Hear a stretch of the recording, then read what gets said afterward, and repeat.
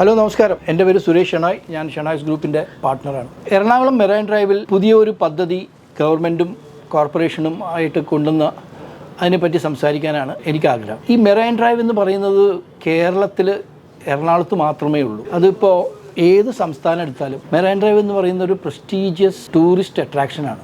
അതിൻ്റെ ഭംഗിയും അതിൻ്റെ ഒരു പാർക്കിംഗ് ഫെസിലിറ്റിയും അതിൻ്റെ അട്രാക്ഷൻസും ആണ് അതിൻ്റെ ഒരു പ്രത്യേകത.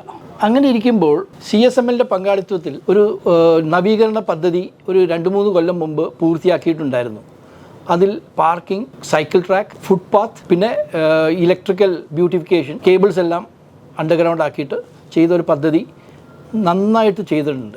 അങ്ങനെ ഇരിക്കുമ്പോൾ ഇപ്പോൾ എക്സിസ്റ്റിംഗ് ആയിട്ടുള്ള പാർക്കിങ്ങിൻ്റെ സ്ഥലത്ത് കടകൾ സ്ഥാപിക്കാനാണ് പുതിയ പദ്ധതി. അത് ഈ മെറൈൻ ഡ്രൈവിനെ തന്നെ ഒരു ബാധകരമായിട്ട് വരുന്ന ഒരു വിഷയമാണെന്നാണ് എനിക്ക് തോന്നുന്നത്. കാരണം ഒന്നാമത് പാർക്കിംഗ് കുറയും, രണ്ടാമത് അതിൻ്റെ പുറകിലുള്ള കടക്കാർ എല്ലാം വലിയ വാടകയും ടാക്സും എല്ലാം അടയ്ക്കുന്ന ആൾക്കാരാണ്.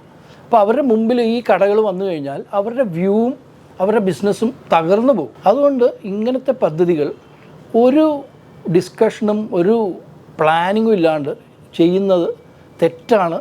ഇത് പിൻവലിക്കണം എന്നാണ് എൻ്റെ അഭ്യർത്ഥന.